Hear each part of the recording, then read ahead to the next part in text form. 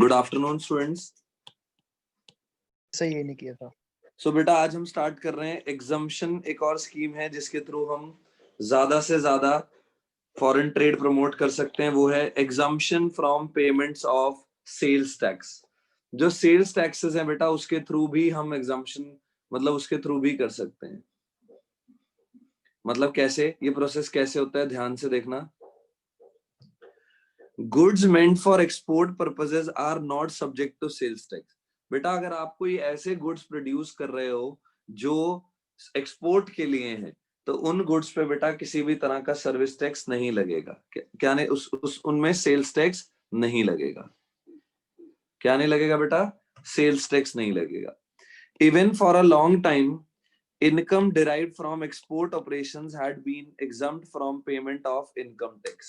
Even बेटा काफी लंबे टाइम से जो इनकम एक्सपोर्ट ऑपरेशन से हो रही है वो बेसिकली एग्जम्प्ट होती है।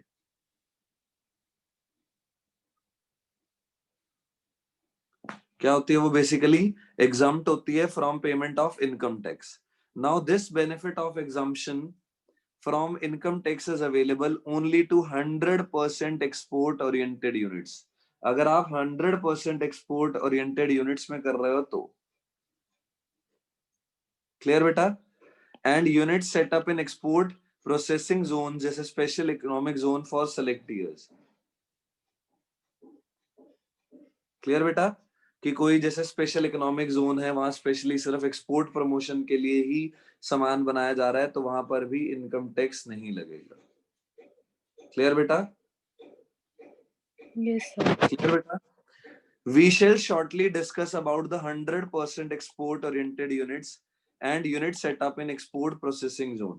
बेटा कई बार गवर्नमेंट क्या करती है, स्पेशल एक्सपोर्ट प्रोसेसिंग जोन्स के लिए ही अलग से यूनिट्स डेवलप करती है। स्पेशल इकोनॉमिक जोन भी बनाती है जो कि हम आगे सक्सीडिंग पैराग्राफ्स में पढ़ेंगे।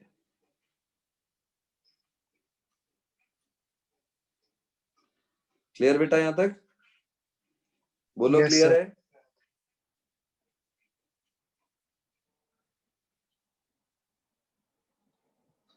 सो अगला हमारा है एडवांस लाइसेंस स्कीम। क्या है बेटा अगला? Advance licence Scheme. scheme. So it is a scheme under which an exporter is allowed duty-free supply of domestic as well as imported input required for the manufacture of export good. अब बेटा ये scheme है जिसके under exporter क्या करता है, allow करता है ड्यूटी फ्री सप्लाई। जो domestic as well as imported inputs हैं उन पे किसी तरह की कोई ड्यूटी नहीं लगती, कोई टैक्स नहीं लगता। तो इससे क्या होगा, गवर्नमेंट जानबूझ के ऐसा कर रही है ताकि ज्यादा से ज्यादा एक्सपोर्ट प्रमोट हो, लोग ज्यादा से ज्यादा आगे चीजें प्रमोट करें। क्लियर बेटा? As such, the exporter is not required to pay custom duties on goods imported for use in the manufacture of export goods. So the advance licenses are available to both type of exporters. इनको advance में licence दिया जाता है। Those who export on regular basis, वो persons बेटा जो regular basis पर हर मंथ, हर ईयर, हर 6 मंथ्स बाद, हर 3 मंथ्स बाद एक्सपोर्ट करते रहते हैं।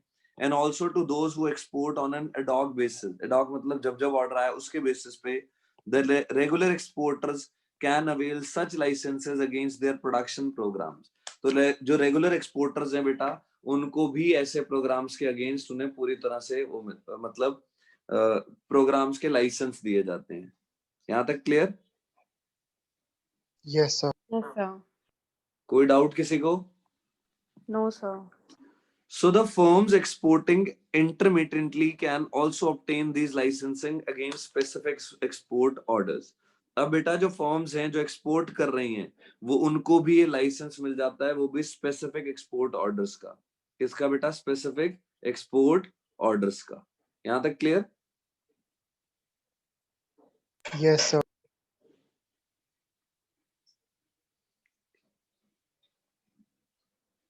Then we have export promotion capital good scheme. अब बेटा गवर्नमेंट ने एक और स्कीम भी लगाई है जिसे कहा जाता है export promotion capital good scheme. क्या है? Export promotion capital goods scheme. ये भी एक स्कीम है। क्या है बेटा? ये भी एक Scheme. स्कीम। यहाँ तक क्लियर? Yes, sir. इसका भी ऑब्जेक्टिव क्या है बेटा? देखो, अब हमें अगर अपने देश को बेटा एक्सपैंड करना है तो हमने पहले जब एक स्कीम लगाई थी कि हम अपने देश में ही सामान उगाएंगे, अपने देश में ही सामान बनाएंगे, है ना, करी थी ना, स्वदेशी अपनाओ। तो उसने बेटा कहीं ना कहीं हमें सेटबैक डाला था। क्या डाला था हमारे ऊपर? कहीं ना कहीं सेटबैक आया था, जिसकी वजह से हमारी इकोनॉमी पीछे हो गई थी। क्या हो गई थी बेटा हमारी इकोनॉमी? नीचे हो गई थी। काफी, मतलब हमारी जो ग्रोथ है वो रुक गई थी। क्या हो गई थी? हमारी ग्रोथ रुक गई थी। यहाँ तक clear? Yes, sir. Yes, sir. आगे कहते हैं the main objective of this scheme, इसकी स्कीम की मेन जो मकसद था बेटा वो ये था कि वो इनकरेज करें ज्यादा से ज्यादा एक्सपोर्ट को, ताकि एक्सपोर्ट ज्यादा से ज्यादा हो, हम यहाँ बैठे भी ज्यादा से ज्यादा दूसरी कंट्रीज के साथ कनेक्ट कर सकें। क्या कर सकें? दूसरी कंट्रीज के साथ बेटा कनेक्ट। यहाँ तक clear? Yes, sir. Yes, sir.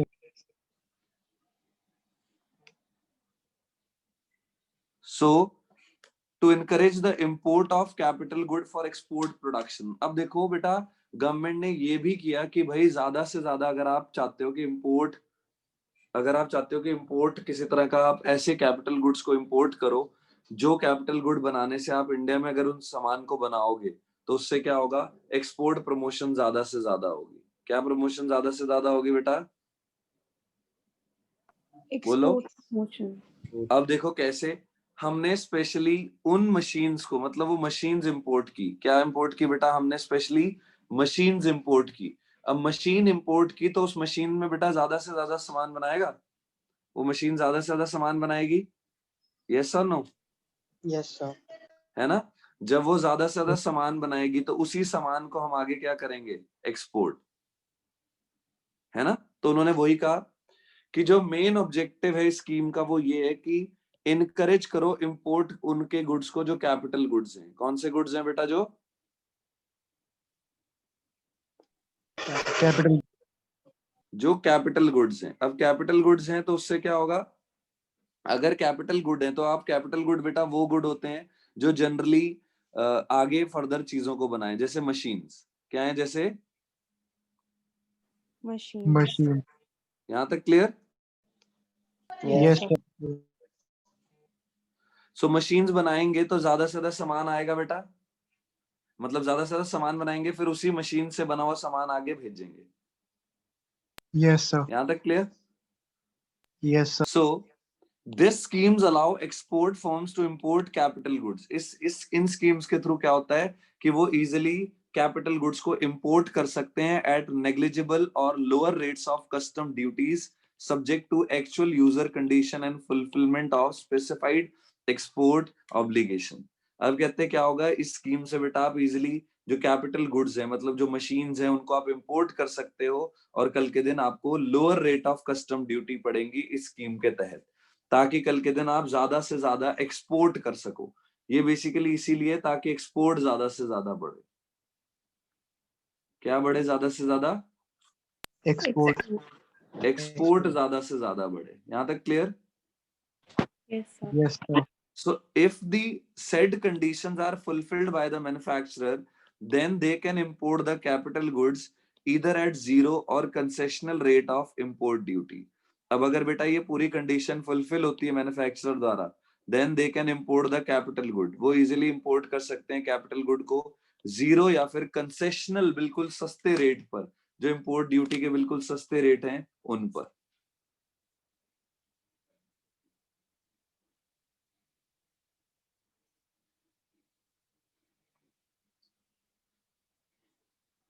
Clear बेटा?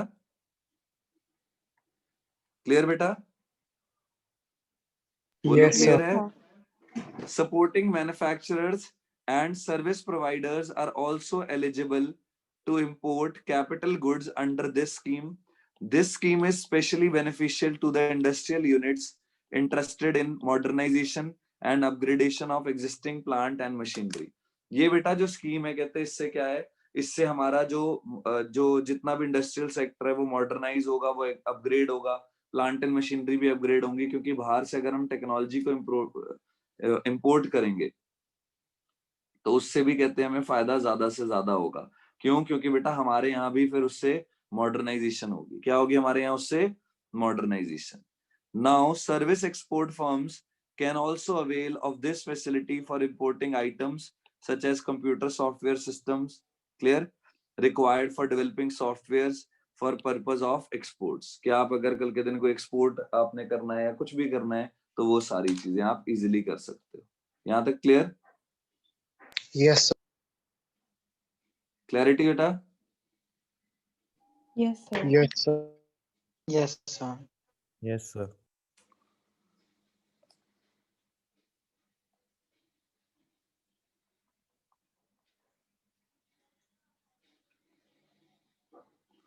आगे चलें।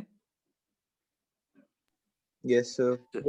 अगली स्कीम है बेटा scheme of recognising export firms as export house, trading house and superstar trading house. कहते with an objective to promote established exporters and assist them in marketing their products in international markets, the government grants the status of export house, trading house, star trading house to selected export firm। अब बेटा government क्या करती है? कुछ selected forms को ये title दे देती है, एक्सपोर्ट हाउस, ट्रेडिंग हाउस या फिर सुपरस्टार ट्रेडिंग हाउस। क्लियर बेटा? तो इससे क्या होता है कि वो उनको स्पेशल टाइटल देने से उन्हीं उन्हीं को उनको बेनिफिट दिए जाते हैं। उनको कहीं ना कहीं जो जैसे ड्यूटीज, इंपोर्ट ड्यूटीज हैं या एक्सपोर्ट ड्यूटीज हैं, उनमें उनको बेनिफिट दिया जाता है ताकि कम से कम ड्यूटीज वो करें, मतलब उनको उनके ऊपर लगे। So this status is granted to a firm on its achieving a prescribed average export of performance in past select years.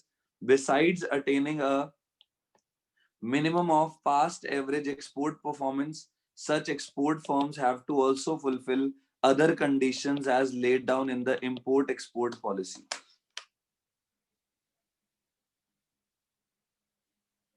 Clear बेटा? कि ऐसी तरह के एक्सपोर्ट फॉर्म्स भी फुलफिल करती हैं ताकि इंपोर्ट एक्सपोर्ट पॉलिसी में ज्यादा से मतलब उनको ताकि रिलैक्सेशन दी जाए, बेनिफिट दिए जाएं और वो सारी जितनी भी कंडीशंस हैं वो फुलफिल करें। यहाँ तक क्लियर बेटा? Yes, sir.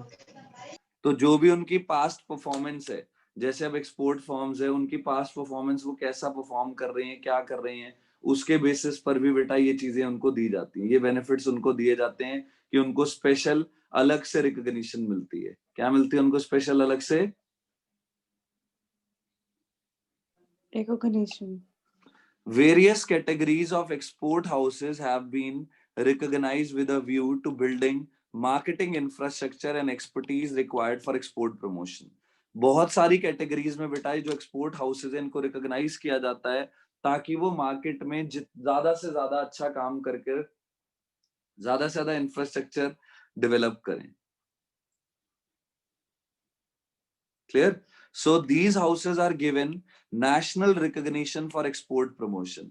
इन हाउसेस को बेटा नेशनल रिकॉग्निशन दी जाती है ताकि ज्यादा से ज्यादा एक्सपोर्ट प्रमोट हो। And they are required to operate as highly professional and dynamic institution and act as an important instrument of export growth. अब इनकी मदद से ही देखो, अगर कहीं कोई एक्सपोर्ट फर्म डेवलप होगी तो बेटा उनकी मदद से ही आगे से आगे ज्यादा चीजें की जाएंगी और फिर वो आगे दूसरों के लिए एक तरह का साइन भी डेवलप बनेगा, एक तरह से गाइडेंस भी क्रिएट करेंगे कि कल के दिन किसी दूसरी फर्म ने अगर आगे आना है तो वो उनको एज अ सपोर्ट के तौर पे इंफ्रास्ट्रक्चर प्रोवाइड कर देंगे। यहाँ तक क्लियर बेटा? Yes, sir. Yes, sir. Yes, sir.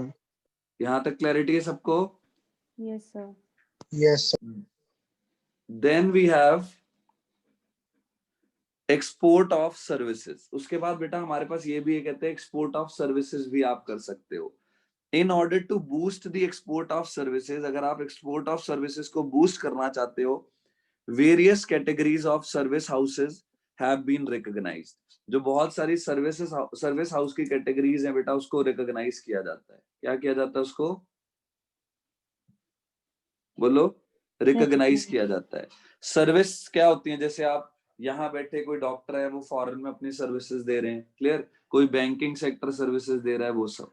यहाँ तक clear? These houses are recognized on the basis of the export performance of the service provider. ये जो हाउसेज है बेटा ये किसके बेसिस पे देखते हैं कि उनकी एक्सपोर्ट की परफॉर्मेंस कैसी है, कि जो वो सर्विस कल के दिन पहले दे रहे थे तो उन्होंने कितने कितने क्या क्या कैसी सर्विसेज दी वो। They are refer to as service export house कहा जाता है इन्हें, या इंटरनेशनल सर्विस एक्सपोर्ट हाउस, या international star service export house, जो कि उनके एक्सपोर्ट की परफॉर्मेंस होगी पास्ट, उसके बेसिस पे देखा जाएगा कि उन्होंने पास्ट में कैसा परफॉर्म किया है, उसी के बेसिस पे उनको आगे के ये टाइटल दिए जाएंगे। यहां तक क्लियर? Yes, sir. आगे चलें बेटा। Yes, sir. Then we have export finance. अब बेटा एक्सपोर्ट फाइनेंस भी है जिसमें रिलेटेड होगा सब कुछ आपका फाइनेंस से रिलेटेड, कि अगर आपको कल के दिन कोई पैसे चाहिए तो उसमें भी गवर्नमेंट आपको पूरी तरह से असिस्ट करती है। क्या करती है बेटा गवर्नमेंट? उसमें आपको असिस्ट करती है, सपोर्ट देती है। यहां तक क्लियर? Yes, sir.